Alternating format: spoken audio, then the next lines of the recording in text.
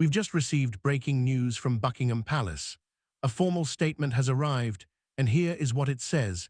His Majesty has today begun the official process to remove certain styles and titles. 4 minutes inside a sealed royal council meeting changed everything. A decision was placed before the crown that no one in Camilla's circle believed possible.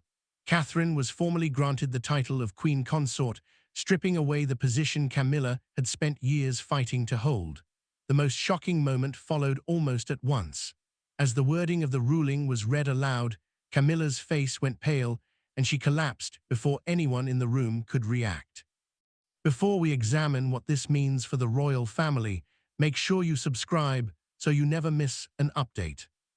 Camilla sat motionless when the first page was opened. She remained rigid beside Charles, waiting for the interruption she expected. The king stayed silent. That silence carried more force than any speech.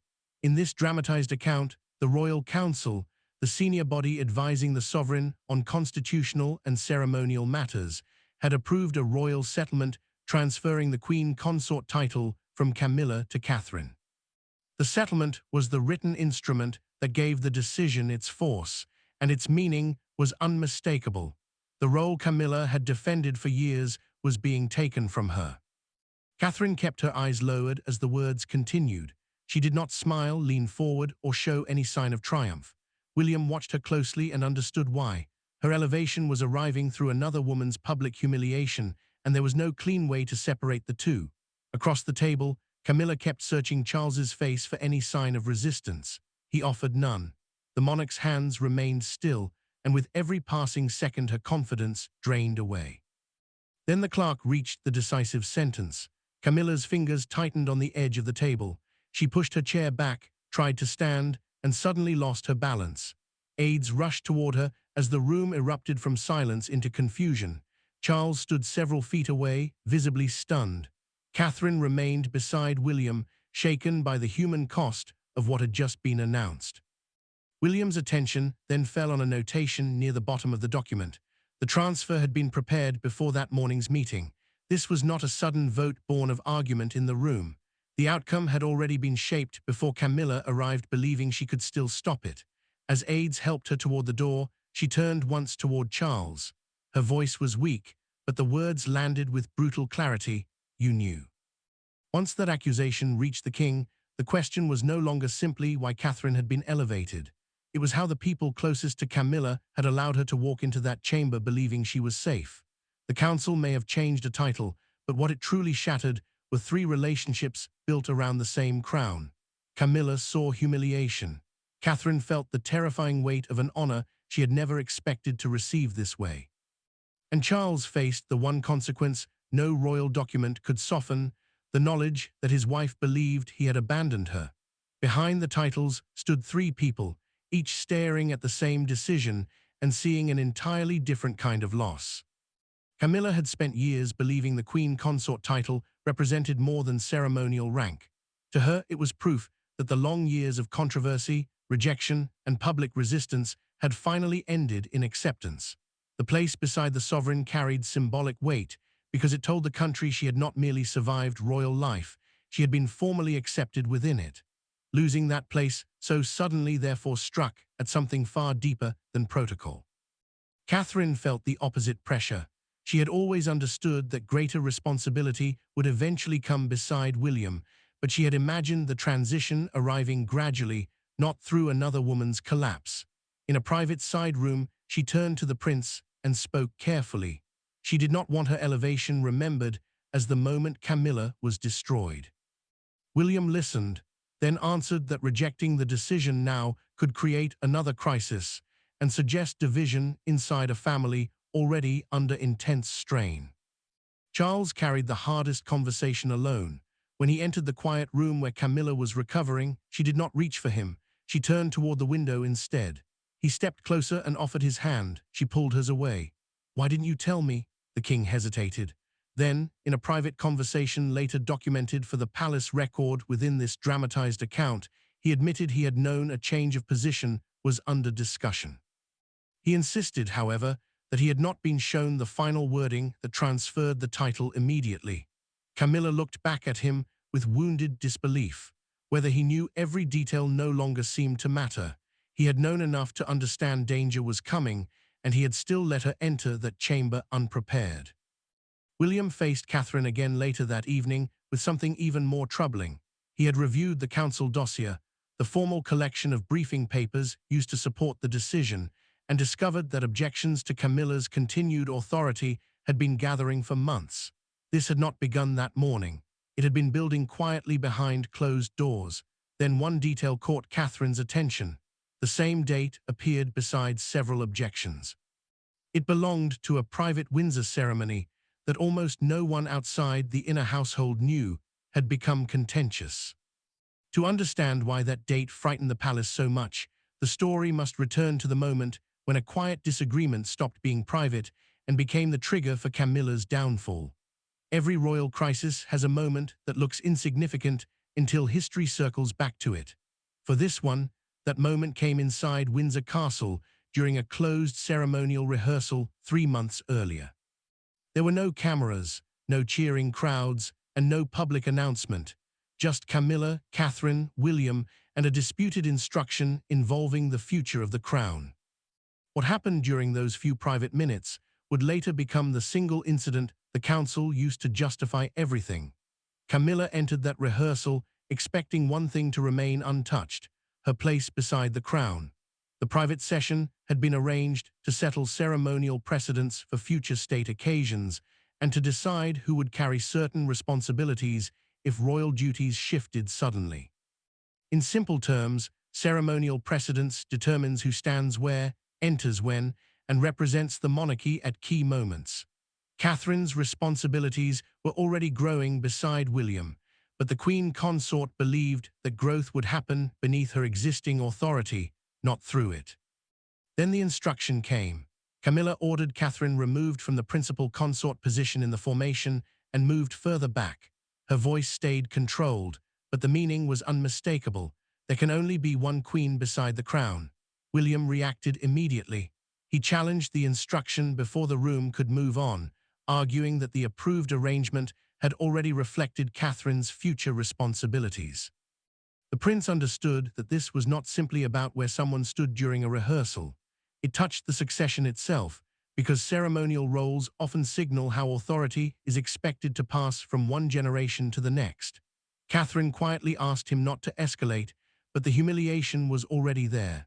She had been corrected in front of senior household staff and made to look as though her place had been deliberately reduced. The disagreement did not disappear when the rehearsal ended. The ceremony secretary produced a written account because Camilla's instruction had altered an approved succession protocol, a formally agreed plan for how royal duties would pass during a transition. That record preserved every important detail, including William's objection and Catherine's attempt to calm the confrontation. Charles received the account that evening. According to the documented palace record used in this dramatized narrative, he privately reversed Camilla's instruction and restored Catherine to the original position. But the king chose not to confront his wife publicly. He believed silence would contain the damage. Instead, silence buried it. Camilla dismissed the written record as administrative paperwork and assumed the argument was over. Months later, that same document returned inside the council dossier. What she had treated as a minor disagreement had become evidence that her personal authority was colliding with the monarchy's planned transition. Once she understood that, her anger shifted toward Catherine. But paperwork alone could not remove a queen consort. The real break came when Camilla confronted Catherine directly and demanded to know whether she had helped engineer the decision. There were no advisors between them now, no council clerks, no carefully prepared statements, just Camilla and Catherine standing several feet apart in a private palace room, each carrying the weight of a title only one of them could possess. Camilla had requested the meeting herself after recovering from the collapse, and she had made one condition clear: no staff, no aides, no messages carried through other people. She wanted the truth directly. Catherine agreed because she understood what was at stake beyond the title. If bitterness continued through private whispers and competing households, the damage could follow William into his future reign and turn a painful transition into a lasting family fracture. Camilla did not waste time. Did you know they were giving you my title? Catherine held her gaze. She admitted she knew changes were being discussed, but she had not known the council would transfer the position that morning. Her answer did little to calm the Queen Consort. Camilla accused her of standing quietly while years of criticism gathered around her, then benefiting at the exact moment that pressure finally broke through. Catherine's restraint hardened. She told Camilla she had never asked to be elevated through another woman's humiliation. The words landed sharply because there was no celebration behind them. Catherine had seen the collapse. She had watched Charles freeze. She had understood in that instant that whatever authority came with the title would always be linked to the way it had been taken from someone else. Then Catherine revealed something Camilla had not expected. In a private conversation with William before the council session, she had urged him to support a delay. She feared an immediate transfer would look less like an orderly constitutional change and more like punishment. The prince had listened, but neither of them controlled the final decision. Camilla's anger shifted. If Catherine had tried to slow the transfer, then she was not the strongest force behind it. The Queen Consort stepped closer and asked the question that suddenly mattered more than every accusation before it. Then who wanted this? Catherine paused. Ask the people who signed it. The answer changed the room. Camilla later examined the authorization page and recognized several names she had expected to see. Then her eyes stopped. Charles. His signature sat beneath the settlement. That signature transformed her anger into something colder.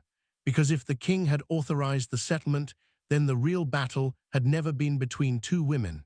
It had been fought inside the machinery of the crown. Camilla could fight Catherine. She could challenge William. She could dismiss courtiers, question advisors, and condemn the council that had embarrassed her. But one signature changed the entire balance of power. Charles had approved the instrument, not enthusiastically, not without hesitation, but unmistakably. And when Camilla finally saw his name beneath the transfer, she understood that the decision had crossed the one boundary she believed could never be crossed. Her husband had chosen the crown over her. Charles knew exactly what that signature meant. The royal settlement could not take effect without the sovereign's authorization, meaning the final responsibility rested with him whether he welcomed it or not. He had resisted an immediate transfer for weeks because he feared confusion around the monarchy's structure and the damage it would cause inside his marriage. But resistance had limits. Once the council placed the full case before him, delay began to look less like caution and more like personal protection. The king sat alone with the file after the meeting and read the signed page again. He removed his glasses, placed them beside the document, and said nothing. A senior aide waited several feet away, unwilling to break the silence.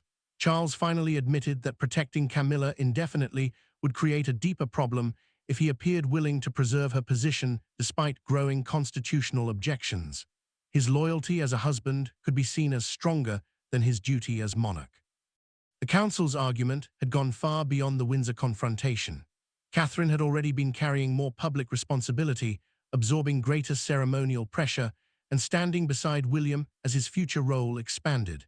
Members believed the monarchy was functioning as though the next phase had already begun, while its formal structure remained trapped behind it. The Windsor incident simply exposed that contradiction in a way no one could ignore. William had made one decision of his own. He refused to personally demand Camilla's removal. The prince understood that any such request could make the transfer look like a son forcing his father's wife aside for his own advantage. Instead, he left the final judgment where it belonged, with Charles. That choice removed the easiest excuse the king could have used.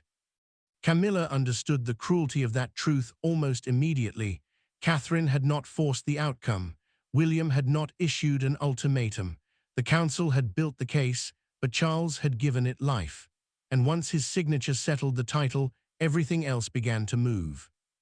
The following morning, the decision stopped being words on a page and began changing doors, schedules, staff assignments, and the daily reality of Camilla's royal life.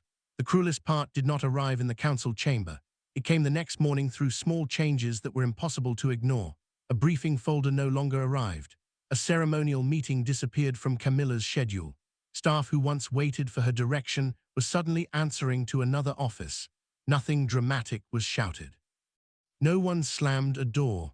Yet with every quiet adjustment, the same message became harder to escape. The title was gone, and the palace had already begun moving without her. Camilla noticed the missing folder before anyone explained it. The morning council briefing had always been part of her routine, carrying updates tied to ceremonial duties, patronages, and upcoming responsibilities. Now it was absent. Those details mattered because royal influence was not only found in titles. It lived in access, schedules, staff, precedents, and the quiet ability to shape what happened next. When she asked an aide where the folder was, the answer came softly. The Queen Consort said nothing at first. She looked toward the untouched breakfast tray and seemed to understand that the transfer was already becoming real in dozens of small ways. Meetings were reassigned. Staff instructions changed. Patronage briefings began moving elsewhere. What had once belonged automatically to her position was now being reorganized around someone else. Charles entered later and found her still sitting there. He tried to speak gently, but Camilla cut through the hesitation. She told the king the palace had managed to erase years of work before she had even understood what had happened. He answered that her charitable work would not disappear, but she shook her head. That was not the point. The structure around her had changed overnight, and no reassurance could make that feel temporary. Then an unexpected message arrived. Catherine had refused to move into Camilla's former private office. She instructed staff to leave every personal item exactly where it was until the Queen Consort decided what should happen. The decision reached Camilla through a household aide, and for the first time since the council meeting, her anger became less certain. Catherine was not behaving like someone celebrating victory. That realization disturbed her almost as much as the transfer itself. It meant the conflict could no longer be reduced to a simple enemy standing on the other side. By evening, Camilla made a decision of her own. She wrote a short handwritten note asking Catherine to meet again. No advisors, no officials, no Charles. And when the two women met again, with no council standing behind either of them, the crisis finally shifted from a battle over rank into something far more human. This time, Camilla did not enter looking for someone to blame. Catherine did not enter prepared to defend herself. The anger that had filled their first confrontation had burned down into something quieter and more dangerous, because neither woman could hide behind it. There were no aides in the room and no royal documents between them.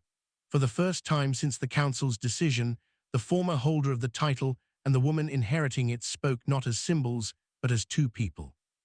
Camilla had requested the meeting because anger had stopped giving her answers. Attacking Catherine would not reverse the settlement, and it would not repair what had broken between her and Charles. Catherine respected that by arriving alone. No staff waited nearby to carry messages. No prepared statements sat between them. What happened next would remain a private conversation rather than another piece of palace machinery. Camilla spoke first. She admitted that losing the title had wounded her, but that was not the deepest cut. What had truly broken something inside her was entering the council chamber believing Charles would protect her, then realizing the decision had already moved beyond their marriage. The king had once represented the final place where personal loyalty could still shield her. That belief was gone. Catherine listened without interrupting. Then she offered a truth of her own. Receiving the position had not felt like triumph. It had felt like inheriting responsibility through someone else's pain.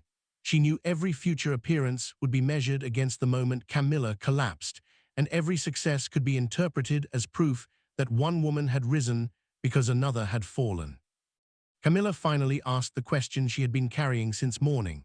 Would Catherine take everything, the charities, causes, and personal work still attached to the years she had spent serving beside Charles? Catherine answered immediately, no. She made the distinction clear. Institutional succession meant the formal transfer of royal responsibility from one person to another. It did not require personal erasure.